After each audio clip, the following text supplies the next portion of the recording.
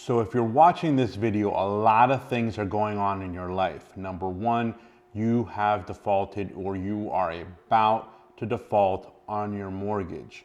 You haven't been able to pay for one reason or another. Most likely it's not your fault, but the reality is that you're looking at a letter, or you've received a letter, or you're about to receive a letter from your mortgage bank saying you have defaulted, we are going to take your house. This is the number one thing that you need to realize in this moment that a lot of people have gone through and you're going through right now, which is don't panic. Panic is your enemy. There is a path and there is a way out of your problem. And I'm going to talk to you about that and explain what I've seen over almost 15 years of helping thousands of people in your situation, how to get out of a mortgage default and move on with your life.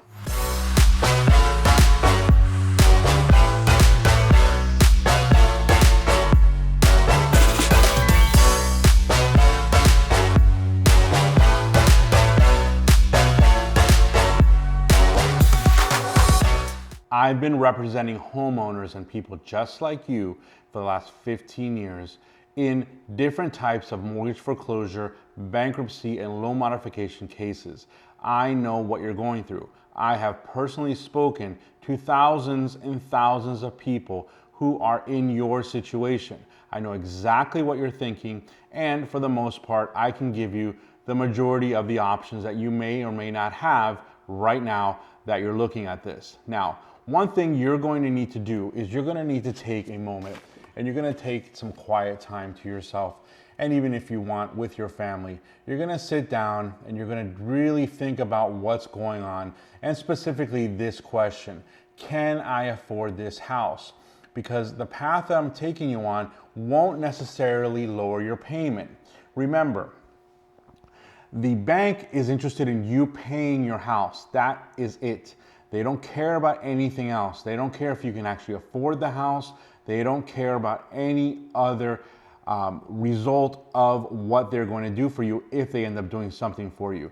You have to make a decision. Can I afford this house? And is it worth it, what I'm about to do to save the house? Now, when you're talking to your family and you're sitting in your quiet time, you have to look at your goals. Now, what is your goal? Is it to save your house? Is it to buy more time in the house without paying? Or is it to sell your house?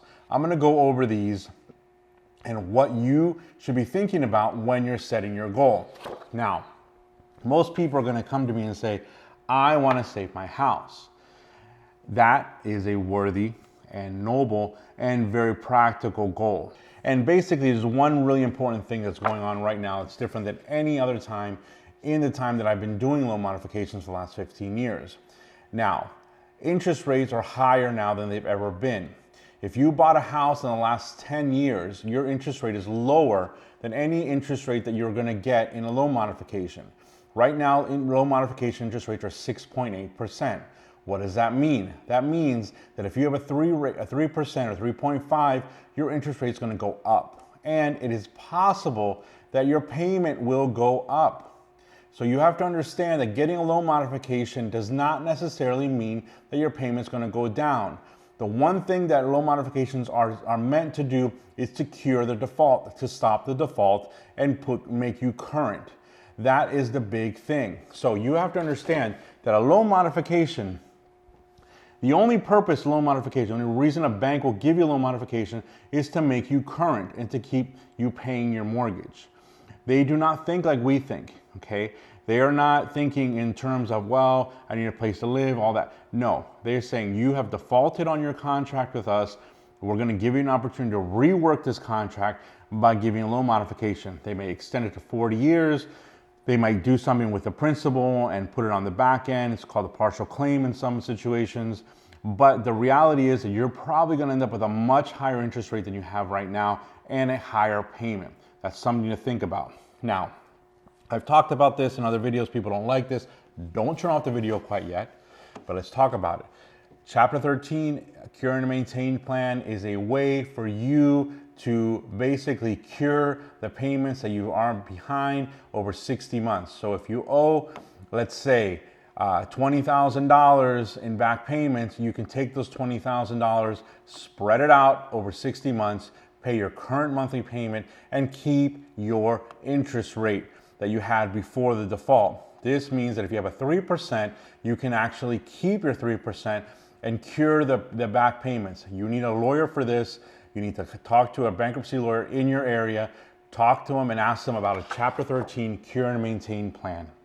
Because that, in many ways, might be your best bet. Because even though your payment will go up in the plan, in what you're going to be paying through the bankruptcy court, but your payment is only for 5 years, and after the 5 years, your payment will go back down to what it was before, and you haven't lost that beautiful 3% interest rate.